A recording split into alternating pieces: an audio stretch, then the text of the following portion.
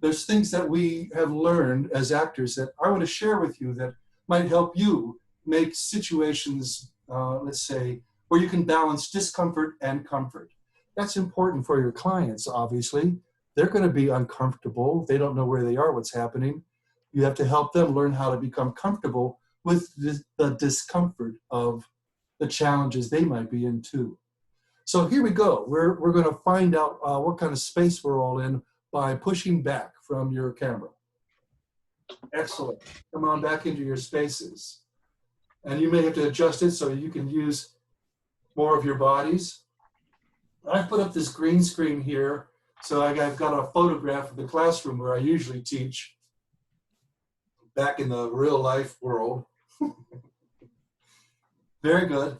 So now we can use more of our bodies, and we want to try to get a little bit opened up and relaxed. So I'm just ha ha ha ha ha. Little light bouncing. Ha ha ha ha ha. Nice full breath in. Good exhalation. Nice full breath in. Very nice. And I'm going to let one arm kind of float up over my head and reach way above. And now it keeps traveling. This side is very relaxed, but this arm is traveling. It's pulled me up onto my toes, really long, really up, and now it relaxes, and the other side starts to reach. And the other side is reaching up. I'm being sure to pull my spine up out of the pelvis. I'm getting as tall and long as I can. Reach and reach. This very relaxed on this arm, but this arm is stretching. And let's switch once again to this side. Excuse me. Very long. Reach up through the top of your head as well. Very good. And now switch to this side. Reach way up and long. Very nice. And now both arms up over your head, way up. Imagine you've got another arm growing up out of the top of your head, and you're reaching up with that arm as well. Way long. And now you're going to turn your thumbs to the back. That's what I mean by this. You're going to turn your thumbs to the back with the arms extended and make big circles with your arms. Again, way up and big circles, turning your thumbs to the back. One more time. Up and back. Nice. And let's keep rolling the shoulders a little bit like that. One way and the other. Let your head drop and gently just roll up to one side, very gently, and forward and to the other side. If you can, let your jaw relax. You can feel your jaw maybe even drop open as your head rolls to the side and to the other side. Good. And now shake your fingers and your wrists and fingers and wrists. Great. Now we're kind of lifting the torso up out of the hips is part of what's happening. As an actor, I want to use the torso as kind of the emotion boxes, my biggest paintbrush, not just the little paintbrushes of the face. The whole body becomes my instrument. And that's not just an instrument for expression, it's also an instrument for listening and responding. That's kind of one of the secrets I want to share with you. But to do that, we have to become kind of a little bit more awake and alive in the whole body. That's a secret in terms of if you're introducing yourself to a person or working with someone you need to collaborate with, come to them with a very present, responsive, alive body, the whole body, not just the head. This instrument really creates the rapport with other people. So let's help it wake up. We're going to do light twisting. I'm bending my knees. I'm turning in my hips, and I'm looking way around one way. Now I'm coming back. Good. Coming back to center. And I'm twisting the other way. And breathe right down into the middle of your body. Make sure your breath is dropping right down to the center of your body. You let yourself feel kind of soft in the middle so that you're taking full deep breaths into the middle of your body. One other thing I'd like to do to warm up, I'm going to lift up my leg, and I'm pulling up on my knee, and I'm turning my ankle in a circle like that. And I'm going to circle the other way. And I'm going to do that with the other leg. I'm turning the ankle in a circle, and in the other way. And now I'm going to, or I'll just adjust my camera. I'm going to swing my my leg in my hip, like that, very easily. Not pushing on anything, just an easy swinging, gentle swing of the leg. And the other leg as well. Nice. And let's have it just like, the thing that we're doing as well as breathing into the center and moving from the center, as actors start to sense an impulse, a reaction that starts here. So I just ask you to follow my movement, just as kind of a game. If I have an impulse, you do the same. And you just mirror me. Oh, oh, ha, ho, ha, ho, oh, yeah.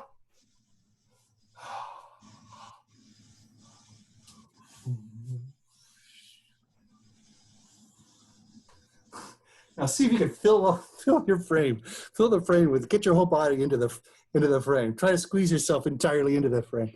Can you get in there? How tight can you get? No, excellent. Oh, I think I turned my camera off.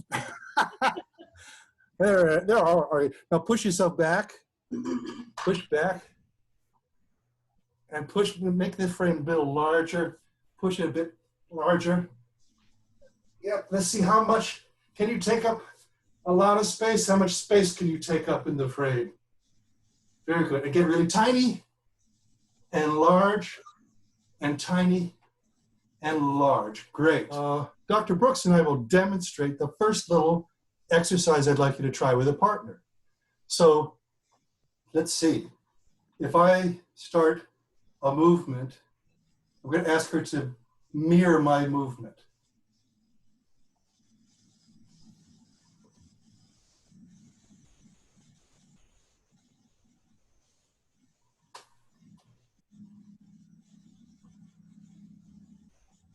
Now I want to go really slowly, because if I go too fast, she won't be able to keep up. I want to go as slow as possible, and I'm watching her.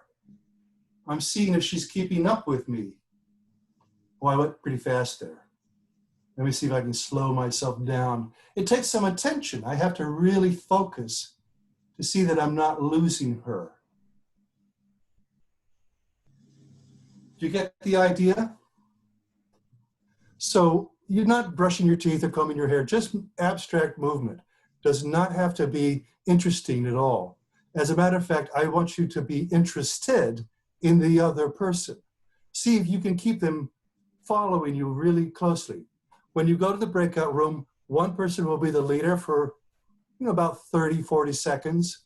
And then the second person will become the leader for about 30 or 40 seconds. And then you're going to do what we call leaderless mirror. So that means that neither of you are leading. You just sort of sense that there's an impulse. Maybe somebody inadvertently moves and that becomes the impulse and you both follow it. But maybe you sense, oh, I'm leading, I'll relax, I'll surrender a bit. Or you're surrendering too much, maybe I'll be sure I'm watching closely. Leaderless mirror will be interesting. You got it? So there's the 3 little steps to this. One leader, then the other person leads, and then leaderless mirror, each about, 40 seconds long, and then we're back here. Okay, have fun. So we can share a little responses to what this was like. What happened? A lot of laughing. Felt super uncomfy. Pardon me? It felt like super uncomfortable. I had Jackie go first, and I thought that it would be less weird to start the movements because you were in control, but then it felt even more weird to start watch somebody follow you. I just wasn't really sure what to do. Yeah. Well, maybe you felt like you had to get something done and you didn't know what to get done. Yeah. So I could have helped you if we were all in the same space and I saw that kind of thing happening. I would try to relax you and say, you really aren't supposed to get anything done other than pay attention to one another and to sense what that's like. It does create some tension, doesn't it? Because I'm paying attention to all these. Imagine if your whole body you're mirroring somebody from head to toe, as we would usually be doing this exercise. And it's a lot of attention. I got to watch every little part of them. And we have to go slow enough that I can see it all. That's kind of the point. One of the points of the exercise is to pay close attention. Another little point of the exercise is to feel someone else paying attention to you at the same time. Maybe that was the discomfort. I don't know. Having somebody watch you so closely can become uncomfortable. But if you were sticking with it, you were doing great. I appreciate that. There was no problem. Nobody was making any mistakes to have senses of, this is weird, this is odd, because it is kind of an odd thing to do.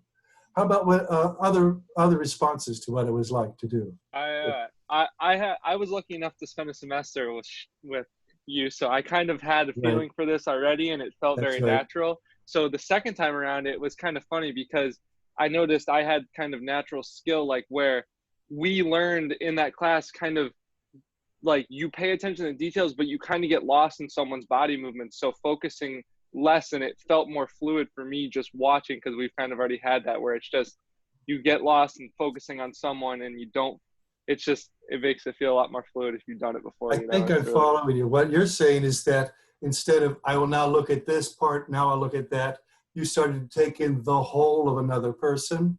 Yeah. Maybe that's one way to describe your intuition of a human sensing another human is a real full body thing. And if you're in the flow, I think that's Travis's word there. He's kind of flowing with the sense of what another person is doing. Maybe what he's picking up are the impulses for movements before they even happen.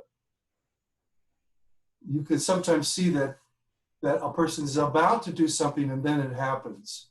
When we get to do this kind of an exercise with each other in real space and real time, it's much easier to sense those impulses for movement than it is through this. And Travis is nodding because you've done the exercise before, you know that's true. For me as an actor, I know that's one of the challenges. I'm trying to read your bodies from these little, 2-inch by 1-inch windows. It's very challenging.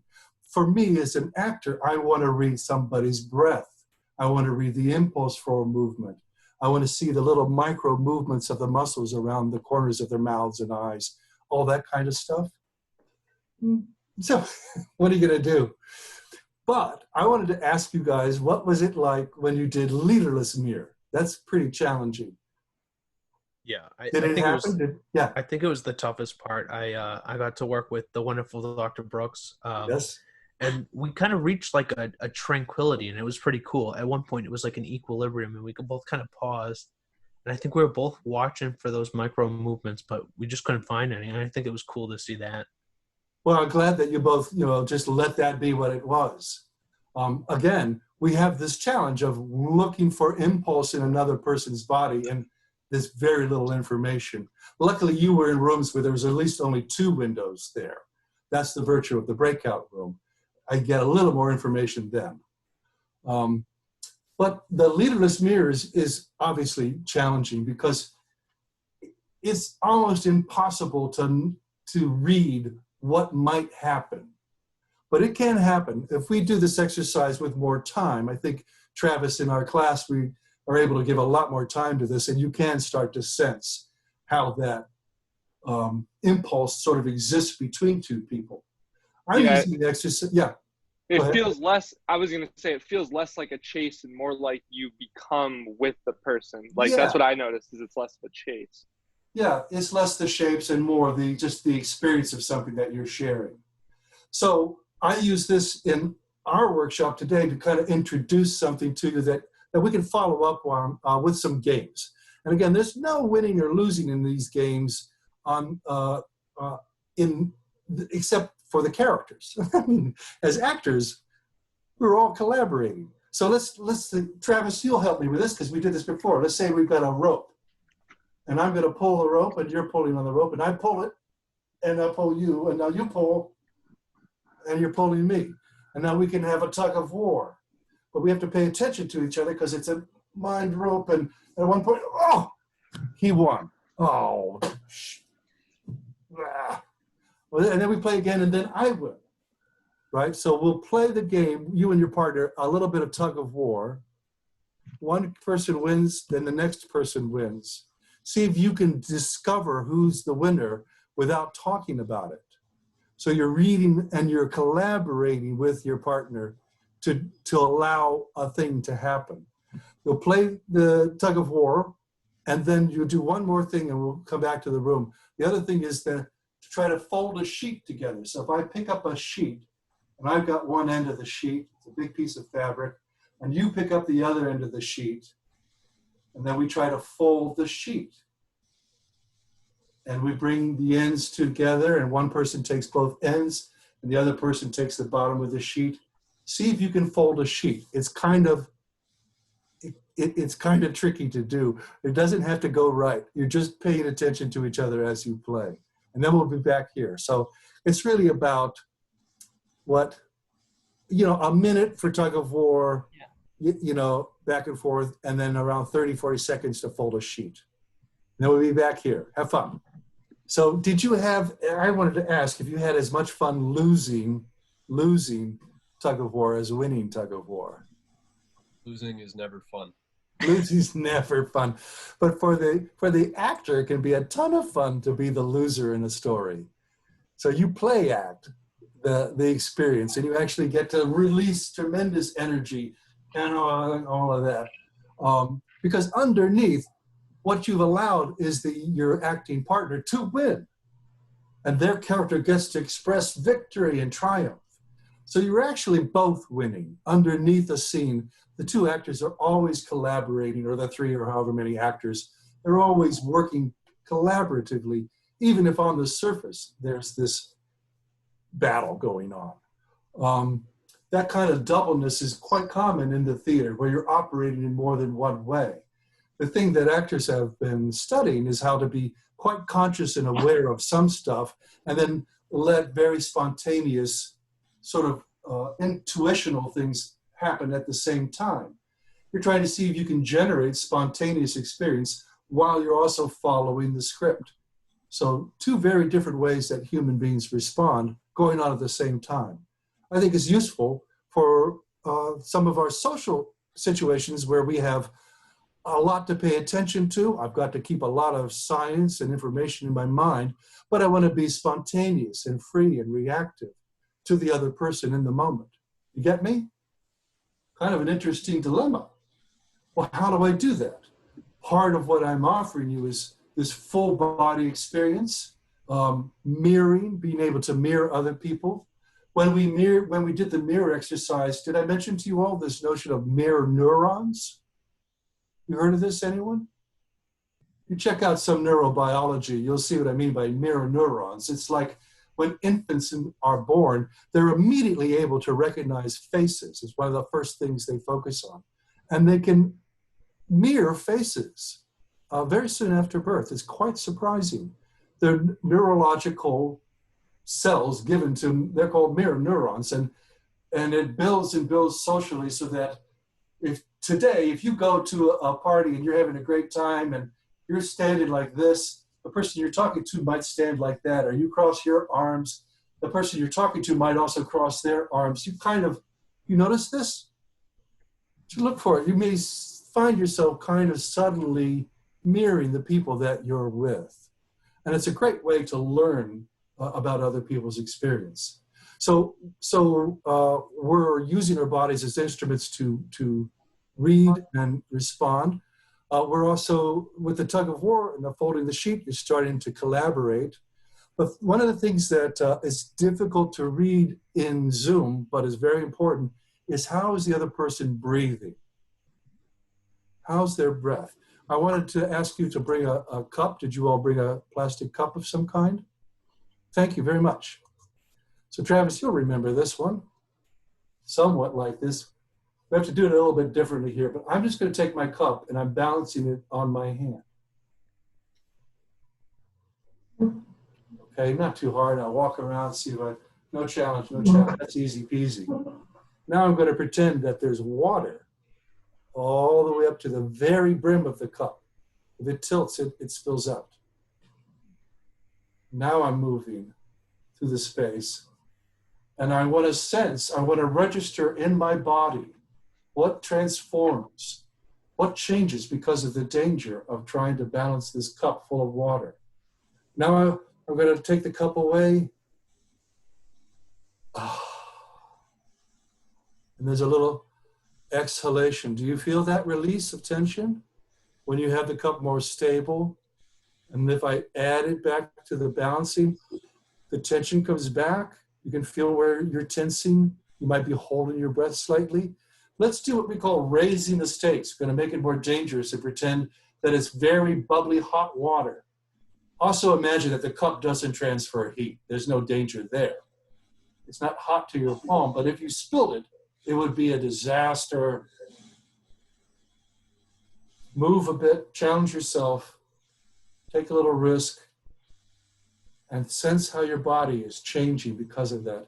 And now sense this moment where you, I want you to pay attention to that exhalation. Do you feel it? What other parts of you tense and release? Can you identify? Shoulders, maybe your jaw, clench and release. This area in here, common that we gather and release in the forehead. Your feet might even tense and release. It's often said that the feet are the most honest part of the body. I'm barefoot at the moment. You couldn't tell that maybe, but I can really tell when my feet are clutching the floor and then kind of relaxing open. Let's do it one more time. I'm going to check. Yeah, there we are. Now I'm going to fill it in my imagination with, what shall we say, acid. Sulfuric acid. Don't spill that. Uh-oh. Try to challenge yourself to move it, and then take it over. So that might have been even more of a release, depending on how playful you were with the, it's all imagination. I know we're just make-believing, but we're demonstrating for ourselves a way that the body responds with breath. Now, one of these secrets that actors understand is that breath and movement and meaning are all interrelated. It's like a triangle. And each point of the triangle affects the others. You change one of them, you change the others. Well, I could change the meaning of something by changing the movement, or by changing the breath. Or I could change the movement by changing the breath. All of them work. In fact, we'll try this together. I'd like you to imagine that you're standing on a pier, that juts out into the water, and you can see the ocean or a lake or something, and there's a horizon. And in the distance, there's a little boat. And I want you to wave at the boat. We're going to do the same gesture, same movement, but now we're going to inhale while you wave. Inhale. Now neutral. Okay? Now we're going to do the same movement. I'm picturing the boat at the horizon, but I exhale. I breathe out as I wave. Try it again, inhaling. Now exhaling. Can you tell me, was there a difference in the sensation for you? Exhaling felt like a little bit more natural, I think. Say again?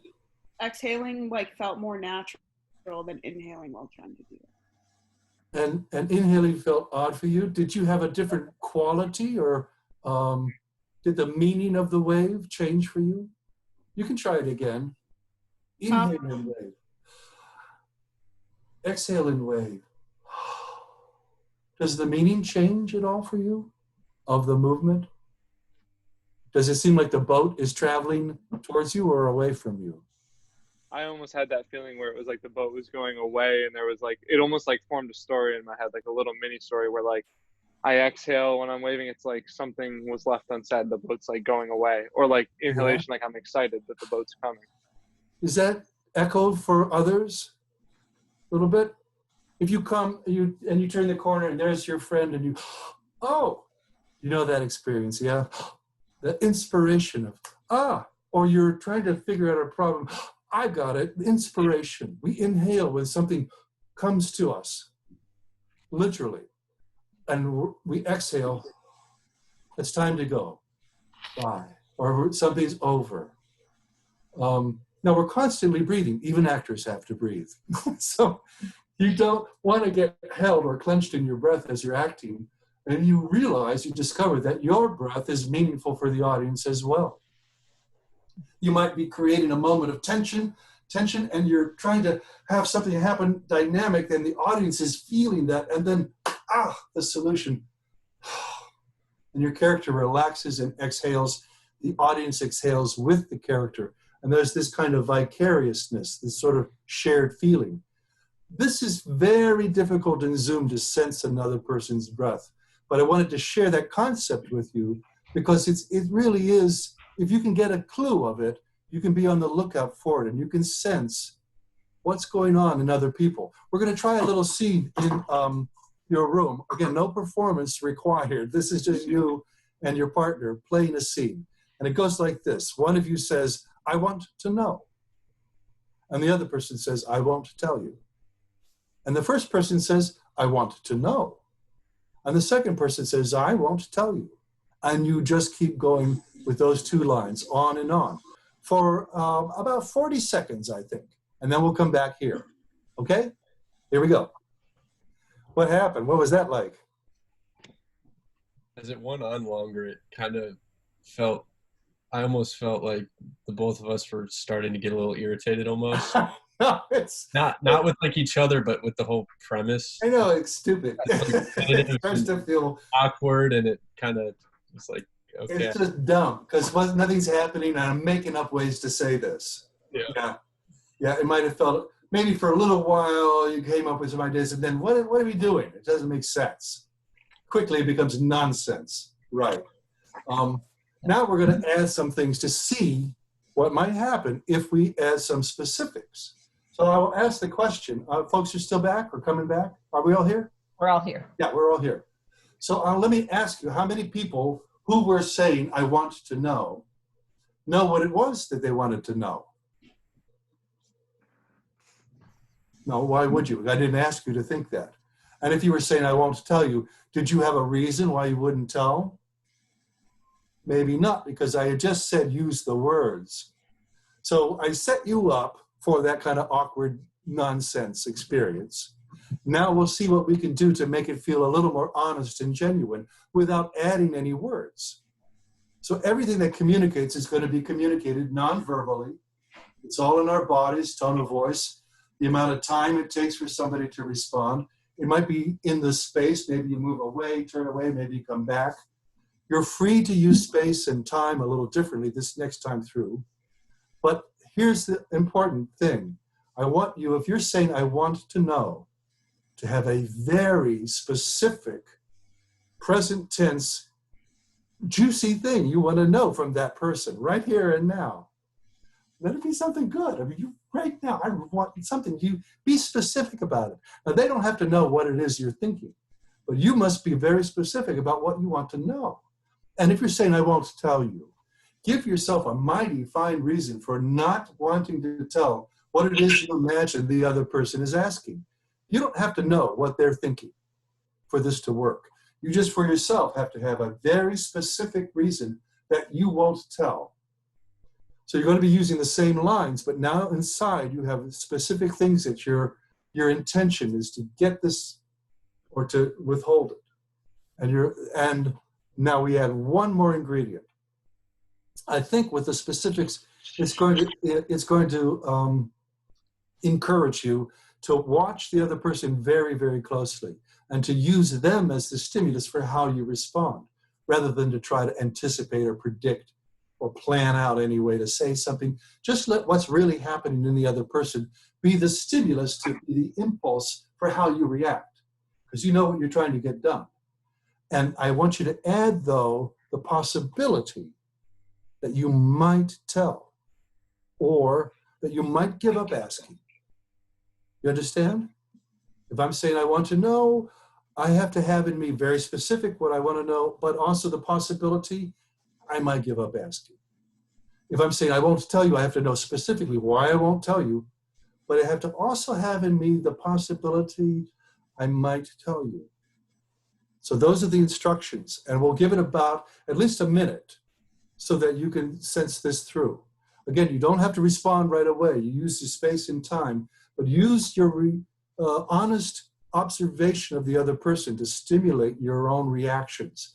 And you in turn will be stimulating their reactions. See what happens, okay? Here we go. What was that like? Was it different than the first time? Go ahead. We kind of said it didn't feel that much different, honestly. Like, we were saying it differently, but we were still like feeling the same way about how Did you feel like you almost got done what you were trying to get done? Do you know what I mean? Were you trying, what was your line? I won't tell you. I'm sorry? I won't tell you. I won't tell you. So did you feel it was easy to not tell? Oh, okay. And who were you playing with? Emily. Emily? Did you find you ever got close to getting her to tell you? Well, at one point she said maybe. Oh, okay. How did that? What did you do then? What happened to you when she said maybe? I said I want to know. Did it change? And it would. I am assuming that would have been the moment for you to. Yep. An inhalation, probably like, oh, I'm going to get to. Yeah. If you had any little glimmering like that of something sort of real happening, that's what we're after. It's all artificial. It's just a game. We know that. But we're seeing whether, if we're thinking about intention, that's the word I'll use. I'm intending to do something, to really get something to happen, if it changes the way I non-verbally behave or non-verbally read another person. How about others of you describe what this exercise was like for you and your partner? Katie, you were looking like you wanted to talk. I mean, me and Liam just kind of like played off of each other. So he was telling me he won't tell me. So a lot of the times I would like be a little like whine a little more, and then he'd start to like be like less hard on the fact that he wouldn't tell me. So I guess I just paid attention to the way he was saying it and tried to adjust my like tone of voice to try to like, I don't know. You're trying out different tactics. Get it out of him. Yeah. Exactly. And if it got, my point is that it's not important to me anyway, what the emotional thermometer is reading. Whether it was just kind of calm and back and forth, or if it got really intense, that's not really the point when you're approaching acting. It's not just about emotional intensity. It really is more about honesty of active intention in the relationship. So if you found yourself working with Liam, Katie, and wanted to try tactics to see if they would work, that might have been pretty good acting. You would feel sort of honest about, Liam, did she ever get close? At one point. At one point, excellent. And so Liam had the experience of, oh my golly, I might have to tell. So if you had a minor split second of really feeling like, oh, she's getting to me, then you're acting. Then you're kind of taking a totally make-believe situation, but letting your bodies and imaginations respond actively. You're playing along with the situation. Again, my point is that it's not the emotional content as much as it's the intention, what you're trying to get done in the relationship. That makes us physically active and physically responsive. Now, hoping that you're getting little clues about this that might pay off for you when you're in a working relationship with somebody.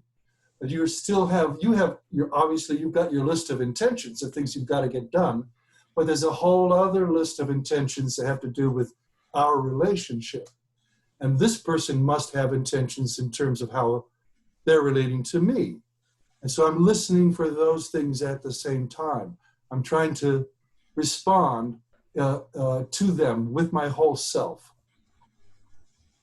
Yeah, so if it felt a little more like real stuff was happening the second time through, this is part of why that maybe was happening. The intention and the possibility that it could go this way or that. These are all elements that actors use when they're improvising. We're not just doing what we know the scene or script says. We're feeling it out as it goes along. We're being spontaneous. We're using the other person's impulses to stimulate our own. And to do that, I have to be listening with my whole self. Excellent kind of way to develop rapport with people. So let me check my time. I have, I think, 7 minutes to introduce one more concept. I know we had this open scene I gave you, the hi, how are you? What'd you do last night? Watch a little TV. You probably won't have time to get to that. But what I want to try instead is to introduce this concept we call status. We call it status work, but it isn't really economic status or social status. It's another kind of status. Let's see if we can demonstrate it with an activity. I'm going to see if I can pick, let's see, what do we have 12 people here to work with? I think 8, 10, 12. Okay. So I'm going to pick 6 people and call you A. All right. So we're going to go Emily, Jackie, Duncan, Liam, Travis, and Dr. Brooks. And then those are A. And now B will be Christina and Christina, Liz, Katie, Rachel, and Brooklyn. Have I got everybody's was named? Anybody left out? I'm left out. I'll be a B. Okay, so if you're A, the first group of people, your behavior is this. You're going to be holding yourself fairly still and making eye contact. You can, if your window is close to your camera, you might even just look right at your camera and make eye contact. And you're rather still. If you're B, this is your behavior. You look at the screen, you notice people are looking at you, you look away, you glance back, and you look away again. And then maybe you shift positions, you look at the screen and you see, I'm being looked at, you look away, you glance back, and you look away again. So there's A behavior and there's B behavior. I'm going to turn my camera off so that I'm able just to watch the things and begin. A little bit of responses to what that exercise was like. What shift or changes did you discover in yourself as you changed those 2 behaviors? Felt like I sat up taller when I was staring straight on, and then like when I was looking off to the side, I was slouching more and like being more, I guess, less postural and more just like. Yeah, that's very good. That's a very helpful specific. Thank you. Yeah. Other responses like that? Other things you discovered? I don't know, looking at the camera, it's like you're trying to make eye contact with someone, but it's almost the complete opposite of that because you're looking at the camera, you can't actually look at anyone else. So I kind of felt weird because I knew other people were looking at the screen and I'm just like staring at the green dot at the top. I know.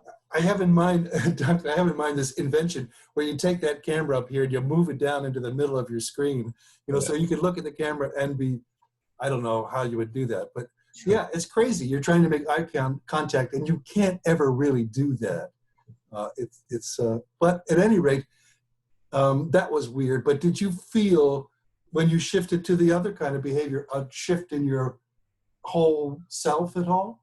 Yeah, I think so. I felt like I almost felt more aware when I was in the other role because I was able to be more observant of what was going on. So it's kind of a little more. That's very sensible. Yeah. So in this medium, doing the B behavior allows you to see more. Doing the A behavior, if you're actually using that camera, kind of tunes you out. So it trips me up as a teacher trying to introduce an experience to you. But generally what I'm trying to introduce is something that human beings and all animals do, which is a territorial behavior. Territorial behavior that has to do with power dynamics. So if we were all in the same room together and we did this exercise, and I had half of you, we were kind of milling about our room, but half of you making eye contact, if you happen to catch someone else's eyes, you both hold eye contact. And if they're doing B behavior, they're going to glance away and glance back. And very quickly in that room of people, what you happen is a little bit like what Katie described. Those people who can hold eye contact tend to start to open up. And they stand up more straight. And they move in straight lines. And they sort of hold their territory. They become dominant, in other words. They take on all kinds of dominant physicality. Those people who I've made look away, glance back, and look away begin to kind of curl in a little bit. Maybe they make little hesitant movements this way and that, a little more mouse-like movement. They might actually start to put their hands in their pockets or cross their arms or do other gestures that close the vulnerable parts of the body up. And all of this will be subconscious, but it will happen. Excuse me. It's very hard to replicate that in this Zoom land experience, but I'm narrating it to you, and I'm hoping that you recognize what I'm narrating in your own bodies, in your memory. There are times when you're feeling like, I own the world, and this is my space. I can lean on the furniture, I can sit on the desk. And then there are other times when you feel like that elevator sensation, I've got to squeeze my space and be kind of tiny. Or I start to stutter a little bit, or make little, I touch my face and make little, do you know what I'm talking about? This is, to be kind of direct about it, I think we're close to time, right? Yep. Yeah, I try to pull the thread through these things. We're talking about dominance and submission, which is going on constantly in every single relationship. There really is no neutral. What we like to think of as neutral is just people playing with each other in very familiar and comfortable ways. The way you and your friends like to be together. Maybe you one person teases the other a little bit. Maybe they build them up a little bit, back and forth, so that we're playing. And then there's other situations where it becomes kind of a battle. Two high status people battling, or even two low status people trying to get below each other to be even more submissive than the other. Or the seesaw. This is really interesting when it's sort of seesaws. So what I'm hoping sometime in the future, we can all be together again in a room, try this on in that space, because it's such a dynamic, powerful tool of observation, and also something that you can learn how to manipulate for yourself. You can make choices, behavioral choices, that quite quickly help another person develop rapport with you. I'll be writing out some of these things to sort of help refresh my points, how all this might connect for you. But you can imagine that if somebody comes in and is sort of feeling a little bit submissive to the work with you, that you might have to do something to help them feel a little more open and relaxed. You might actually want to lower your own status. Do you know what I mean? If I come in and I'm talking to you and I've got the clipboard, and the clipboard has more importance than you, you're going to feel that, and it's going to make you feel small and less willing to collaborate with me. But if the clipboard becomes, oh, I dropped it, would you help me with the clipboard? I dropped it. Would you pick that up for me? Now you're collaborating with me, and you have some power. We're sharing a predicament. We're sharing some experience. Kind of making some sense? Yeah. Right. So I'm offering observation tools. I'm offering ways to register what's happening, and also some improvisation ideas. That's what we'll get to play with further once we all get back into a space again. We can try out some of these games even further. You could do that "Hi, how are you" scene, which is very fun to play, because there's no information in the text. It's all nonverbal. Any questions to wrap this up? Any questions for me? Travis, you remember some of this stuff from acting class? Yes, for sure. Yeah. And you know how it does connect up pretty quickly to scene stuff. Yeah, it does. And it's like that basis, once you can kind of get that free form and just allowing the events to occur in front of you, and it becomes more loose, it just snowballs. It becomes very easy. It's cool. You're trying to get that, it's the two halves of your brain. You're trying to get that holistic, intuitional part functioning while you're having to be very, very specific. I know your job, your work is very specific, very precise, and kind of linear. But this human relation stuff is very holistic. So we're learning to do both at the same time. I'm really grateful for this chance to be with you guys. I hope we get to meet again. Excellent. Take care, you guys. Have a good afternoon. Have a nice time. Thank you guys. Have fun. Thank you. Bye-bye.